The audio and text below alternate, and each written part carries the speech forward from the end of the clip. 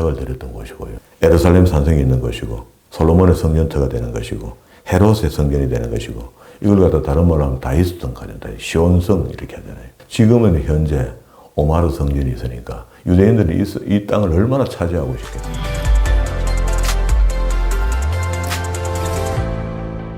오늘도 하나님께서 저와 여러분이 주시는 말씀은 사무엘하서 23장 1절 이하의 말씀을 통하여 다윗의 마지막 말을 들으라 하신다는 말씀의 제목으로 하나님의 말씀이 선포될 때에 하나님의 목적, 하나님의 계획, 하나님의 뜻이 잘 들려져서 그 말씀에 순종할 때 주시는 참복을 마음껏 누리시는 저와 여러분 되기를 주의 이름으로 축원합니다. 이제 오늘 사무엘하서가 마쳐지겠는데 다윗뿐만 아니고 한 사람의 일생 속에 하나님이 우리와 함께 하신다 이렇게 할 때요, 놀랍게도 사단도 우리와 함께 합니다. 일평생 우리 삶을 통해서 하나님만 함께 하시면 좋겠지만은 계속 사단도 우리와 따라다니면서, 그게 신약 성경에는 그렇게 표현하죠. 우는 사자와 같이 할 수만 있다면은 택한 백성이라도 이렇게 합니다. 그게 하나님의 애정론에 근거한 택한 백성이거든요. 그래서 우리는 애정론에 근거한 구원함을 입은 사람들이 지금 교회에 모여 있거든요. 그게 이제 에베소서에서 이야기한 대로입니다. 그게 창세전에 애정하사 하는 그 말씀에 의하여 우리는 애정론을 따르죠. 그게 이제 칼빈이 애정론을 잘 정리해놨고 그 애정론에 대해서 전혀 하자가 없다 이렇게 해서 우리 장로교는 애정론을 따릅니다. 그리고 뭐 침례교나 감리교나 뭐 여러 종파가 있잖아요. 그런 것도 애정론을 안 따르는 것도 있습니다. 애정론을 정리 안 하면 성경에 구원에 대한 이야기가 어설퍼져 버려요. 설명하기가. 다윗이 오늘 23장에서 자기가 마지막 말을 한다 이렇게 할 때 인생의 마지막 말은 거의 유언이 가깝습니다. 그게 자기 마지막 유언의 이야기들을 하고 결국 열왕기상서 2장에 와서 다윗이 죽거든요. 죽는데 거기서는 솔로몬에게 위를 넘겨주면서 솔로몬에게 마지막 말을 하는 것도 있고요. 여기는 자기 아예 하나님과의 관계에서 인생의 마지막 말이 된다 이렇게 보면 되겠습니다. 이게 이는 다윗의 마지막 말이라. 이새의 아들 다윗이 말하며 높이 올려온 자 야곱의 하나님에게 기름 부음 받은 자 이스라엘의 노래 잘하는 자가 말하도다. 이게 시인이고 이게 노래도 잘하고 하여튼 다방면으로 뛰어난 사람 맞습니다. 그런데 여기 다윗이 스스로 하나님을 찬양하기를 5절에 내 집이 하나님 앞에 이같지 아니하냐. 어떻게? 그러면 4절에 봅시다. 저는 돋는 해 아침 빛 같고 구름 없는 아침 같고 비 후에 광선으로 땅에서 움돋는 새 풀 같으니라 하시도다. 그러니까 다윗이 하나님께 기도할 때 사용하는 단어들은요, 거의 하나님이 다 기뻐하시고 좋아하실 만한 단어들을 많이 사용하고 있다. 근데 반대로 우리 인간 쪽에서는 사람과 사람 사이에서 욕하죠, 욕. 언어를 사용할 때 나쁜 언어를 막 사용하고 자기 감정을 표현하고 하잖아요. 그렇게 살면 하나님이 기뻐하지 않는다. 그런 결론이 되는 거죠. 다윗은 이런 말들을 쓴다. 그러면서 내가 내 집이 하나님 앞에 이같지 아니하냐. 하나님이 나로 더불어 영원한 언약을 세우사 만사에 구비하고 경고케 하셨으니 나의 모든 구원과 나의 모든 소원을 어찌 이루지 아니하겠냐. 평생에 다윗이 꿈꿨던 것들은 거의 다 하나님께 다 이루어졌다. 그러나 사악한 자는 다 내어버리울 가시나무 같으니 이는 손으로 잡을 수 없음이로다. 자, 그것들을 만지는 자는 철과 창자루를 가져야 하리니 그것들이 당장에 불살이로다. 이렇게 이 신앙 고백처럼 자기가 마지막에 하나님과 일평생을 지나오면서 이렇게 신앙 고백을 이렇게 올린 거죠. 그리고 난 뒤에 다윗의 용사들을 이야기하는데요. 하나님이 지금도 나를 강건하게 하고 튼튼하게 하고 내 주변에 좋은 사람들을 많이 뒀다 하는 것을 이렇게 표현합니다. 요셉 바세바 8절에요. 그리고 9절에 엘르아살 두째 줄에 있죠. 11절에 삼마. 이런 3인의 용사가 자기를 철저하게 보호했다. 그런데 이 3인의 용사의 실력이 이 정도다 하고 표현하는데요. 요셉바세바는요, 군장 두목이라 저가 한때 800인을 쳐주겠다. 1대 800. 그리고 엘라살은요, 10절에 손이 피곤하여 칼에 붓기까지 블레셋 사람을 치리니 그날에 여호와께서 크게 이기게 하셨으므로 백성들은 돌아가서 저의 뒤에 따라가며 노략만 했다. 앞에서 사람을 막 죽이며 가니까 그 적군이 죽으니까 뒤에 백성들 따라다니면서 챙길 거면 챙겼다. 그리고 산마는요, 12절에 저가 그 가운데 서서 막아 블레셋 사람을 친지라 여호와께서 큰 구원을 이루시니라. 그렇게 여러 사람 갈 것도 없고 다윗의 참모 중에 3인 중에 한 사람만 가도 수백 명을 쳐 죽였다. 이렇게 글을 남겼습니다. 그리고 난 뒤에 18절로 넘어옵니다. 또 수리아의 아들 요압의 아우 아비센이 저는 그 3인의 두목이라 저가 창을 들어 300인을 죽이고 3인 중에서 이름을 얻었다. 그리고 밑에 또 20절에 갑스엘 용사의 손자 여호야다의 아들 고야니 저는 호용한 일을 행한 자라. 일찍이 모압 아리엘의 아들 둘을 죽였고 또 눈 올 때에 함정에 내려가서 한 사자를 죽였으며 또 장대한 애굽 사람을 죽였는데 그 손에 창이 있어도 저의 막대기를 가지고 내렸다. 장대한 애굽 사람을 죽였다 할 때 이 장대한은 맹그 골리앗 같은 그런 사람들 이야기하는 겁니다. 이때도 블레셋에만 거인이 있었는 게 아니고 애굽에도 거인이 있었다. 이렇게 이제 보면 되겠죠. 3인을 지도했던 사람이 아비세고 요압의 동생. 그리고 분하야도 역시 소개되는데요. 이 분하야는 솔로몬 때까지 내려가요. 이 왕이 바뀌면 또 반드시 사람이 바뀌어야 되는데 안 바뀌고 계속 내려갑니다. 경호실장으로. 그리고 23절에 30인보다 존귀하나 그러나 첫 3인에게는 미치지 못하였더라. 다윗이 저를 세워 시위대 대장을 삼았더라. 이게 이제 분하야가 했던 일이고 분하야가 이제 경호실장처럼 계속 움직이거든요. 그러면서 솔로몬에게 위를 다윗이 넘겨줬을 때도 계속 따라가는 사람이 분하야 한 사람입니다. 그리고 아까 왜 12절까지 보고 18절로 갔나? 13절과 17절은요. 앞에 3인의 용사, 그게 요셉바세바, 엘리야살, 삼마 이 세 사람이 얼마나 충성스러운가를 삽입구로 넣어놨습니다. 또 30인의 두목 중에 세 사람이 곡식을 벨 때에 아둘람 굴에 이르러 13절입니다. 다윗에게 나아갔는데 때에 블레셋 사람의 때가 르바임 골짜기에 진친지라 그때 다윗은 산성에 있고 블레셋 사람의 영체는 베들레헴에 있는지라. 다윗이 사모하여 가로되 베들레헴 성문 곁 우물 물가에 그래서 서로 지인이 대치해가 있는 상태에서 다윗이 고향 동네 베들레헴에 옛날에 먹던 어릴 적에 먹던 우물에 물을 누가 나로 마시게 할꼬 하면서 중얼거렸는데 세 용사가 블레셋 사람의 군대를 충돌하고 지나가서 베들레헴 성문 곁 우물 물을 길러가지고 다윗에게로 가져왔으나 이거 대단하죠. 그게 세 사람이 내려가서 군대 안으로 적군 안에 들어가서 그 영체에 들어가고 물을 길러가고 나와서 다윗에게 바쳤습니다. 다윗이 마시기를 기뻐하지 아니하고 그 물을 여호와께 부어드리며 가로되 여호와여 내가 결단코 이런 일을 하지 아니하리다. 이는 생명을 돌보지 아니하고 갔던 사람들의 피인이다 하고 마시기를 즐겨 아니하니라.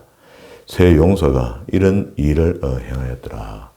자, 이거는 이제 세 용사가 용맹하다는 것을 설명하기 위해서 이 애화를 있었던 일을 여기다 기록했는데 우리가 지금 보는 것은 다윗이 그 용사들의 한 일을 책망하지도 않고요. 그 일 자체를 물이 아니고 이거는 생명의 피다 피라고 설명해요. 그러니까 부하 사랑하는 마음을 객관적으로 이렇게 표현한 거죠. 그리고 또 하나님 앞에 부어드렸다. 하나님을 최우선으로 생각했다. 그런 이야기가 되는 겁니다. 그리고 24절부터는요. 이제 요압의 아우 아사헬은 30인 중에 하나요. 또 베들레헴의 도도의 아들은 엘하난하고 이름을 쭉 기명한 30인의 용사를 기명합니다.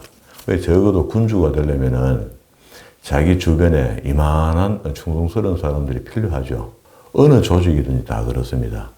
우리가 이제 교회 조직은 이런 거죠. 장로가 필요하고 권사가 필요하고 안수 집사가 필요하고 그래서 이렇게 해서 그게 기본 조직이 되어서 하나가 돼줘야지 이후에 전도되어 오는 사람들이 교회를 좋게 볼 수 있고 이해할 수 있고 안내받을 수 있고 그렇잖아요.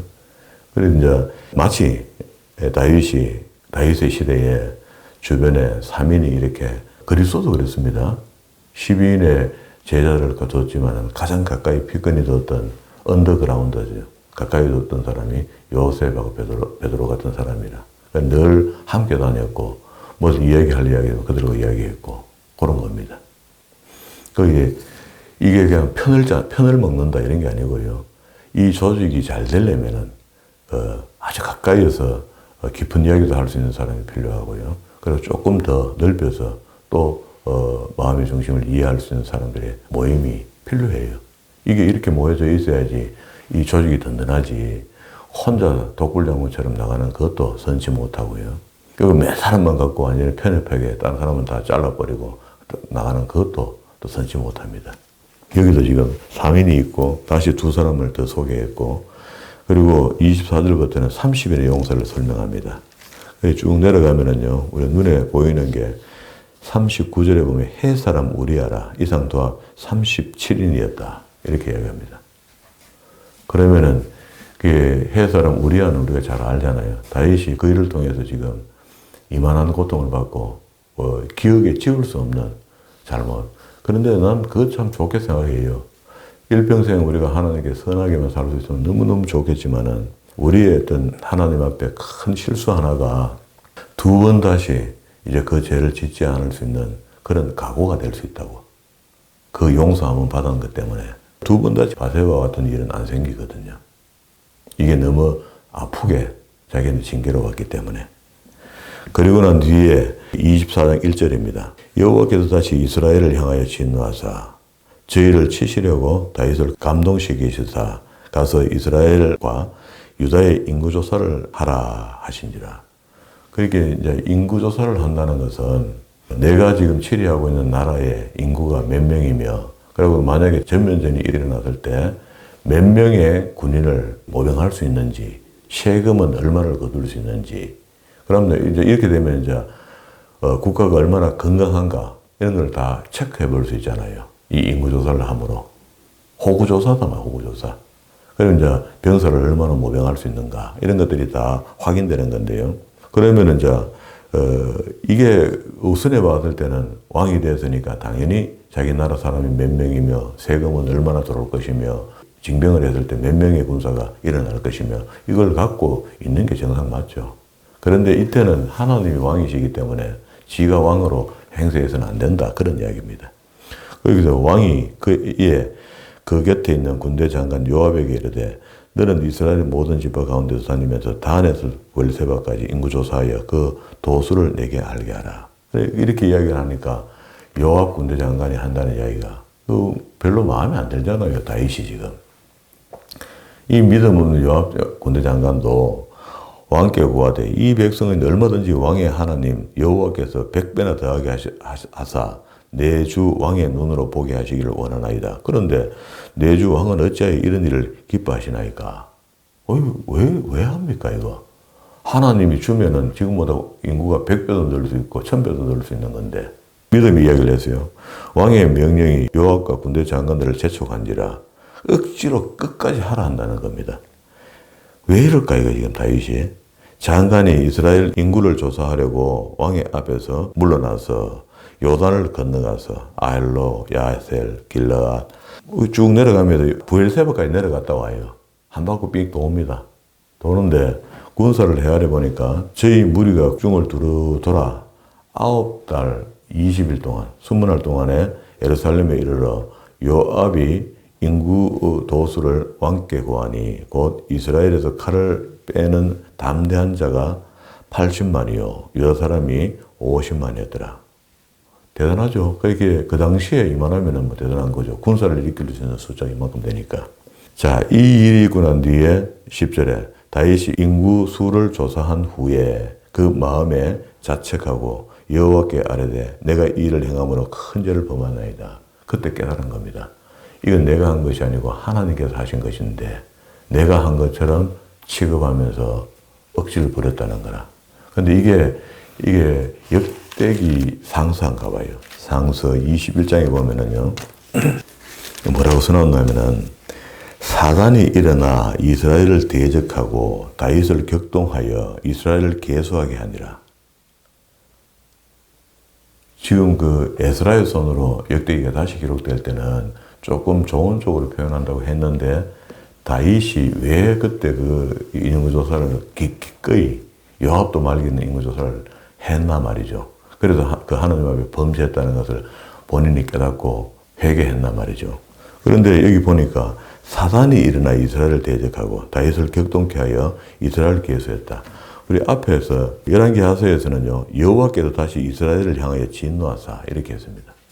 뭔가 하나님 앞에 이스라엘 백성들이 마음에 들지 않는 것이었어요.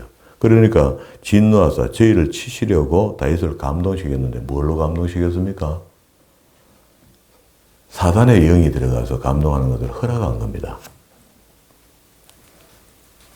이거 우리가 성경을 통해서 알 수 있는 게 욥기서가 그렇잖아요.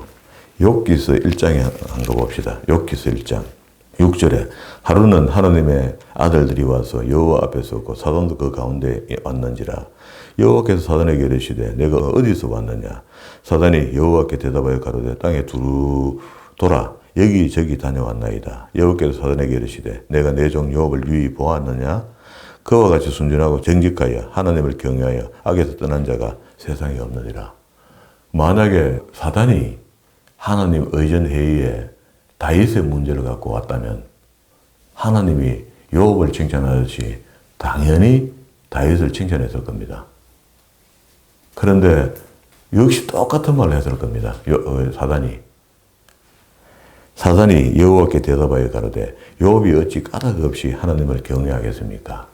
다윗이 어떻게 까닭 없이 하나님께 매일 영광만 돌리고 있겠습니까?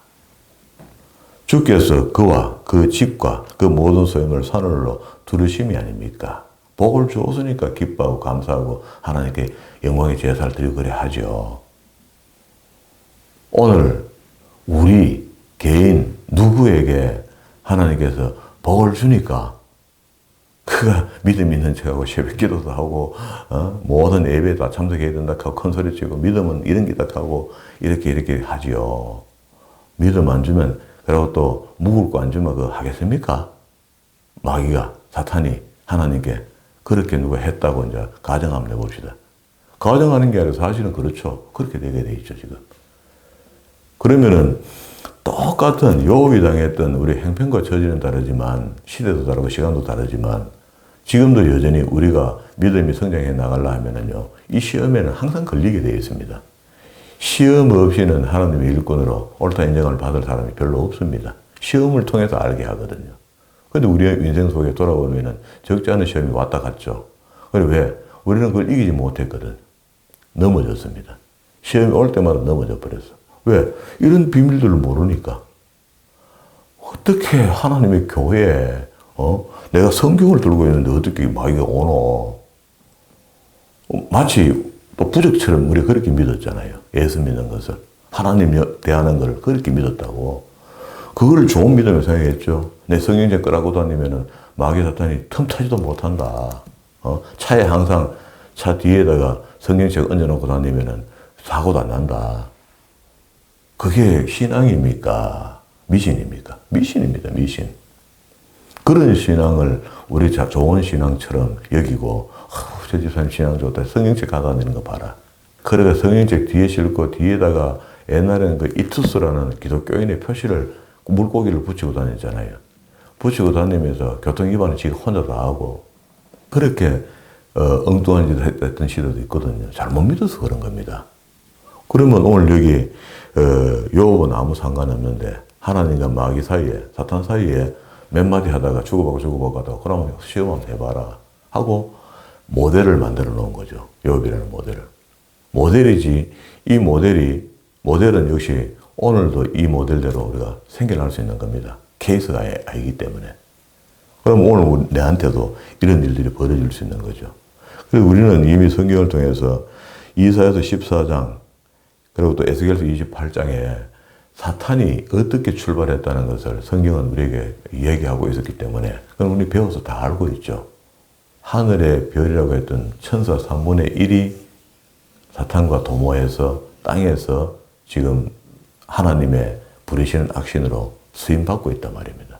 그게 지금 요한계시록 12장에 안 가보세요. 요한계시록 12장에 보면은 11장에서 마지막 7번째 나팔이 불고 난 뒤에 이제 5방향의 어떤 계시가 성경에 기록되고 있는데 12, 13, 14장이 이스라엘의 압축된 역사라 이렇게 늘 설명을 했는데 제가 다시 보니까 이스라엘의 압축된 역사이라고 말해도 뭐 별 이상은 없겠지만 보니까 우리 인류 영적 상황을 압축해서 이야기하는 거라. 영계. 그렇죠? 12장 1절에 하늘의 큰 이적을 보니 해 입은 한 여자가 있는데 그 바르는 다리이고 그 머리에는 12면류관이 있더라. 이 여자가 아이를 베어 해산하게 되며 아파서 애서 부르짖더라. 하늘에 또 다른 이적을 보니 보라. 큰 붉은 용이 있어 머리가 7이요 뿔이 10이라. 그 여러 머리에 7면류관이 있는데 그 꼬리는 하늘의 별 3분의 1을 끌어다가 땅에 던졌다. 요게 천사 3분의 1을 끌고 땅에 내려왔다는 해석이 됩니다. 그러면은 이 당연히 지금 그 마귀 사탄의 우두머리 루시퍼 천사가 타락해서 나머지 쫄병 천사들을 끌고 땅에 내려가 권세를 잡고 있다는 게 이 말씀을 통해서 확실히 증거되었거든요. 이 계시록이 돼요. 그러니까 12장, 13장, 14장은 압축된 역사를 이야기한다 그랬잖아요. 그렇게 거기다가 보니까 영적인 부분들을 설명하고 있더라. 그래 어떻게 해서 사탄이 출발했으며 천사는 어떻게 출발했으며 우리는 어떻게 출발했으며 하고 14장 끝까지 가는데 마지막에 7번째 나팔이 불더라는 겁니다. 심판의 나팔이 불었다. 그러면 이제 역사 이야기가 다 되는 거잖아요. 그리고 이제 신구약 성경 전체 영적인 부분의 결론이 20장입니다. 또 내가 보니 20장 1절에 천사가 무지개 열쇠와 큰 쇠사슬을 그 손에 가지고 하늘로부터 내려와서 용을 잡으니 그게 마지막에 용이 잡힌다는 이야기죠. 에뱀, 용, 마귀 이게 사탄의 우두머리 곧 에뱀이요 마귀요 사단이라 잡아 1000년 동안 결박 무지개에 던져 잠그고 그 위에 임봉하여 천년이 차도록 다시 만국을 미워하지 못하게 하였다가 그 후에 반드시 잠깐 놓이는데 1000년 동안 왜 잠가놨다가 잠시 왜 끄집어내는지 모르겠어요. 그죠? 그래 이걸 갖다가 1000년 왕국이 시작될 때에 믿는 사람들은 구원받아가 하나님 주님과 다 허니문 여행 가듯이 떠나버리고 없고 땅에 믿지 않는 사람들이 남아서 사탄하고 저끼리 딴짓한다 이 말입니다. 그게 구원받지 못한 사람들이 대접 재앙을 받은 사람들이 땅에서 한다는 설 하나가 있고요. 그렇게 생각하는 게 너무 복잡잖아요. 뭐 한다고 마귀 두목을 집어넣어갖고 1000년 동안 가다 놨다 끄집어내나 말이야. 내기는. 그렇게 그럴 바에 그러지 말고 다시 우리 이해를 이렇게 하자고요. 이 1000년이라는 숫자가 유대인들이 성경을 기록할 때 숫자를 기록할 때 의미를 주는 게 많습니다. 꼭 1000년이 아니라도 1000년, 뭐 억수로 많다, 오랜 시간, 뭐 이런 식으로 시간을 설명하거든요. 그러면은 그때 이미 그리스도께서 십자가에 못 박혀 있을 때 성경이 기록한 대로 그리스도가 십자가에 못 박혀 돌아가셨다가 죽어서 영 갚으리가 안 왔으면은 모르겠는데 그가 부활하는 것으로 죽은 사람이 다시 살아난다는 거라. 자신이 살아난 것처럼 우리도 살아난다는 겁니다. 그러면은 마귀가 우리를 영원히 죽일 수가 없어요. 우리가 마귀를 안 믿으면, 믿기만 안 하면은, 하나님만 믿고 있으면은, 그리스도만 믿고 있으면은, 성령님을 의지하고 있으면은, 죽지는 않아. 죽어도 산단 말이죠. 영생한다는 거예요. 영생하기 때문에, 영생한다는 그 정보를 우리한테 확실히 던져놨잖아요. 3일날 부활하신 것으로. 그리고 성신하신까지 보여줬어요. 그러면은 그 주님이 죽었다가 살아나는 것 때문에, 그게 죽음을 이겼기 때문에, 마귀 사탄이 이제 할 말이 없어요. 너 죽는다 소리도 못하고 뭘 어떻게 할 수가 없어요. 사단이. 그러면은 이제 여기 1000년이라는 이 시간이 어느 한계점을 이야기한다면은 그리스도께서 오신 그날부터 마지막 심판 때까지 라는 어떤 한 터울을 볼 수가 있는 겁니다. 그렇게 가둬놨다가 영원한 옥 집어넣으려고 무지개 속에 다시 끄집어내서 집어넣을 수 있거든요. 그 뒤에 가면 무지개 속에 들어갔다 해요.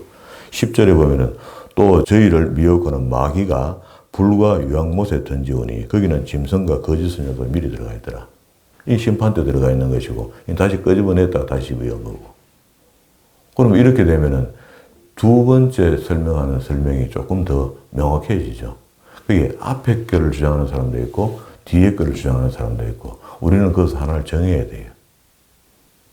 저도 하나를 정해야 되겠죠. 그리고 또 뭐 또 다른 어떤 해석이 또 나올 수도 있으면 그것도 우리가 고민해 봐야 될 거고요. 그게 그래서 요한계시록이 어렵다는 겁니다. 마지막 날에 와야 될 일이니까. 그리고 우리한테 이롭다고 아무 때나 이 방향으로 갔어도 대단하고요. 어쨌든 성경을 잘 해석해서 성경이 맞네 하는 이런 정도의 감탄사가 나올 만큼 읽어지고 보여질 때 그 방향이 맞는 겁니다. 자기 이롭다고 이론적으로 설명하고 해석하고 그렇게 해서는 안 된다. 그런 이야기입니다. 오늘 두 가지 해석을 우리가 항상 지금 앞으로 들을 수 있을 겁니다. 들을 때 천년이라는 게 무한 시간을 쭉 이어가다가 주님 오시는 날까지를 천년이라는 숫자, 긴 시간을 이야기하는 것인가? 아니면은 정말로 천년 동안 가둬놨다가 다시 철장을 열어준 건가? 그리고 이것들을 이제 분석해 보면 되겠죠. 자, 그러면 이제 지금 우리가 지금 현재 살아가는 삶 속에 그 당시에 다시 본문으로 돌아왔습니다. 열왕기하서 24장으로 돌아왔는데 24장 1절에 있는 이야기입니다. 그러면 이 역대기로 봤을 때는 사단이 역사한 거 맞죠? 그러면은 이 다윗에게 역사하는 사단이 오늘 우리에게도 똑같이 역사합니다. 다윗만 하고 우리 안 할까요? 우리 예수 믿는 사람에게 계속해서 역사합니다. 마귀가. 그렇잖아요. 그런데 어떤 역사를 하느냐? 여호와께서 다시 이스라엘을 향하여 진노하사. 왜 진노할까요? 죄를 지니까. 뭐 실수하는 게 있으니까. 저희를 치시려고 다윗을 감동시키시사. 그러기에 다윗뿐만 아니고 다윗이 치리하는 나라가 잘 먹고 잘 살게 되니까 이런저런 범죄를 했던가 보죠. 그러니까 그걸 건드리는 거죠. 그렇지 않겠어요? 그래서 우리나라도 지금 부강하게 되고 잘 먹고 잘 살게 되면서 교회가 굉장히 약화된 겁니다. 믿음들이 전부 다. 그러니까 하나님께서 한번 또 건드리시겠죠. 안 그러겠어요? 지도자 한 사람을 건드려도 될 거고 감동시키사 이스라엘의 유다의 인구를 조사하게 하시니라 하는 이 어떤 사건을 통해서 깨닫게 하기를 원한다. 항상 그랬잖아요. 사사시대 때도 그랬죠. 그게 사사를 채워서 치리할 때는 백성들이 좀 따라오다가 사사가 죽고 나면은 소견이 옳은 대로 하는 시대가 도래되는 것처럼 우리도 지금 맨 그런 시대에 삽니다. 그러면은 이 귀신이 없으면 좋겠지만 귀신이 평생을 우리를 따라다니는 거라. 그렇죠. 지금도 우리 귀신을 새벽에 오늘 못 나오게 하는 거, 나오게 하는 거, 나오게 하는 성령님의 은혜와 못 나오게 하는 사단의 힘, 대립된 상태에서 이기는 사람은 나오고 못 이기는 사람은 못 나오게 되는 거죠. 이걸 갖다가 아이락 할 수 없잖아요. 목사님 다 그래 이야기하면은 너무 힘들잖아요. 힘들지만 어쩔 수가 없습니다. 사단은 지금도 여전히 역사합니다. 거기 오기는 왔는데 자라 자 하면서 눈꺼풀을 무겁게 만들어가 계속 잠자게 만들면 앉아 있으면 뭐합니까? 머리가 맑아서 하나님 진리 말씀을 듣고 깨달아야 되죠. 깨달아가 또 뭐합니까? 나가서 행함까지 해봐야 되겠다고 애쓰고 노력하고 돌아와야 되죠. 그게 이제 영적인 깊이입니다. 이게 이제 이 때문에 있는 것이 아니고 오늘날도 여전히 영적으로 그렇게 흐름이 가고 있는데 성경을 우리가 이제 보아 깨닫고 알게 된 거죠. 그때 그 일을 통해서 그 이제 인구조사를 하게 만들어서 죄를 짓게 만들고 깨닫게 했단 말이죠. 깨닫게 하고 난 뒤에 10절에 다윗이 인구조사한 후에 그 마음에 자책하고 여호와께 아뢰되 내가 이 일을 행함으로 큰 죄를 범했나이다. 여호와 이제 간구하옵나니 종의 죄를 사하여 주옵소서. 심히 미련하게 행하였나이다. 다윗이 아침에 일어날 때에 여호와의 말씀이 다윗의 선견자 된 갓 선지자에게 임해가고 하나님 말씀이 선포됩니다. 가서 다윗에게 말하기를 여호와의 말씀에 내가 내게 세 가지를 보이노니 너는 그 중에 하나를 택하라. 내가 그것을 내게 행하리라 하셨다 하라. 갓이 다윗에게 이르러 고하여 가로되 갓 선자가 하나님의 징계 골라 잡으라. 그래서 7년 기근이 있을 것인지 두 번째 대적에게 쫓겨서 석 달을 사람이라는 대적이 있단 말이죠. 누굴 대적을 만들어 갖고 모압이나 뭐 이런 사람들 보내겠죠. 도망하게 하실 것이니까 혹이 또 왕의 땅에 3일 동안에 온역이 있게 할 것인가.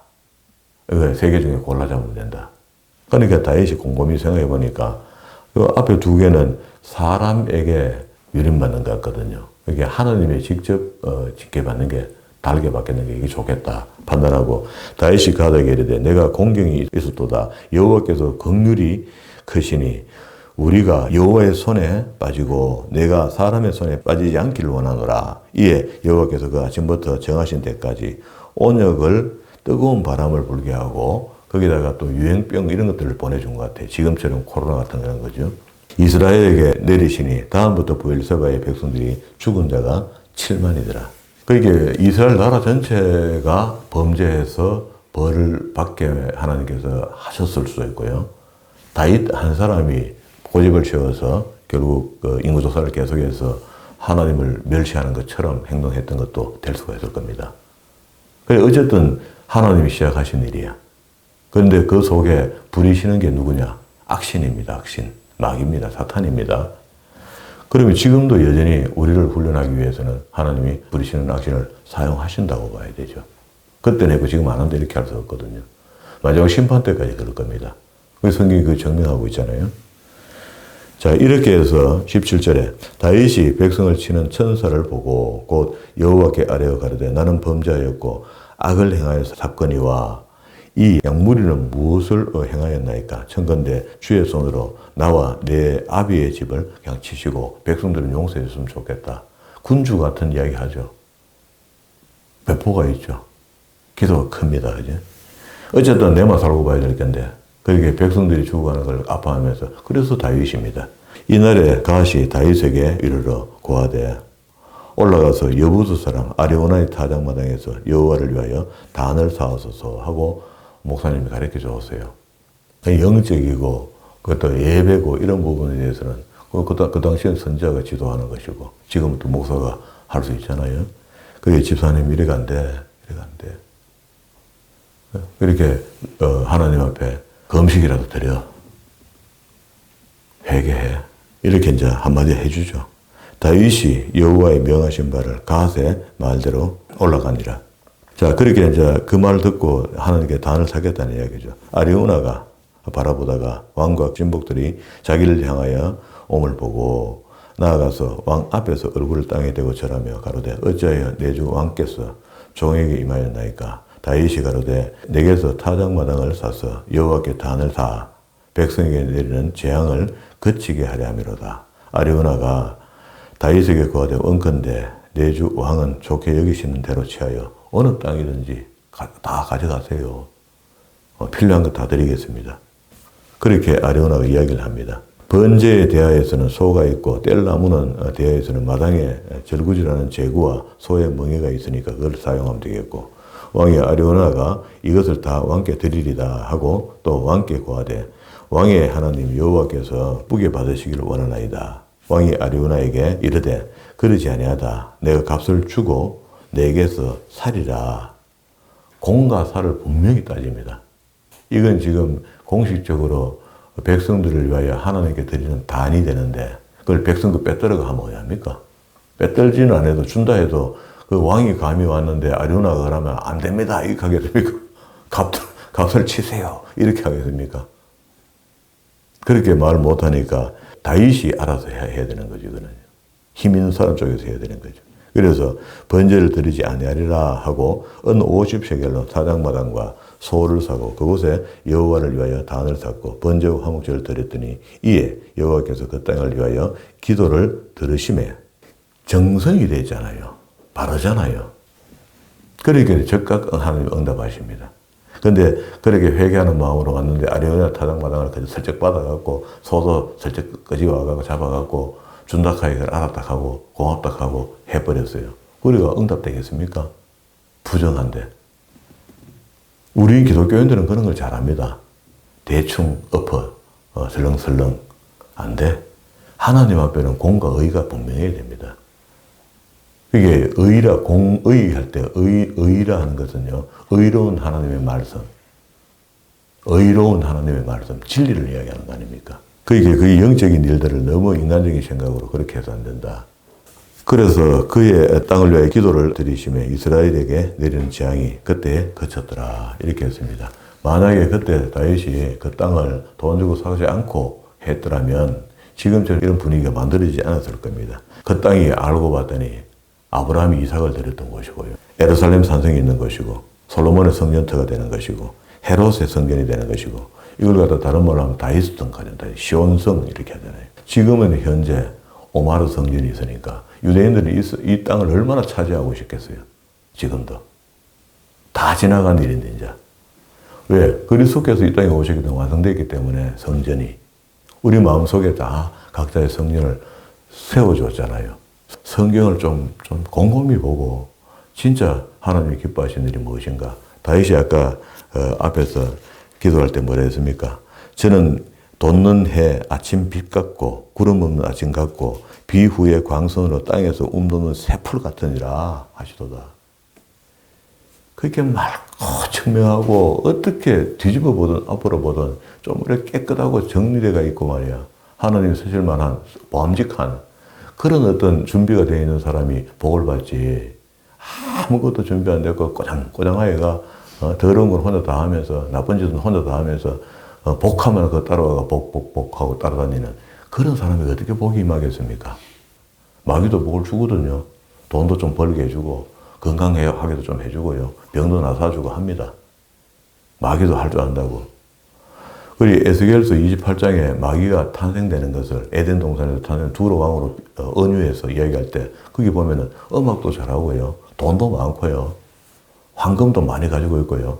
그거 다 가지고 있던 것들입니다. 마귀가. 그럼 마귀가 얼마 줄 수 있죠. 줄 수 있지만은 목적이 다르다는 겁니다. 복을 주는 목적은 이 땅에서 하나님 나라가 도래되기를 원하도록 하는 것이 하나님께서 주시는 복이고 우리는 그 복을 받아서 많은 사람들이 나누며 살아야 되는 것이고 귀신이 없다고 생각하면 그건 예수 잘못 믿은 겁니다. 귀신은 분명히 있습니다. 그 귀신은 단지 하나님께서 믿는 사람들의 시험 도구로 부리시는 악신으로 이 땅에 두었다. 영을 이야기하면서 귀신의 이야기를 하지 않을 수가 없거든요. 그런데 이게 틀림없이 귀신은 지금도 이 자리에 와서 이 목사 잘 한다 그래. 그래 했단 말이지. 한번 보자 너. 하고 바른 말 하면은 기분 나쁠 거고 지 좋게 말하면 좋아할 거고 그럴 거 아닙니까? 성령님 역시 우리가 하나님 말씀을 잘 전하면은 하나님 기뻐하시는 것이고 이 대립 상태에 있다. 이게 마음 속에 우리 속에 지배하고 있는 성령과 함께 귀신도 함께 늘 돌아서 사단도 함께 돌아서 혼잡하게 만든다. 그래서 어느 손을 붙들고 동행할 것인지 내가 결정하는 겁니다. 결정해서 매일같이 하는 게 기쁨을 드리고 승리할 수 있는 저와 여러분 되기를 주의 이름으로 축원합니다.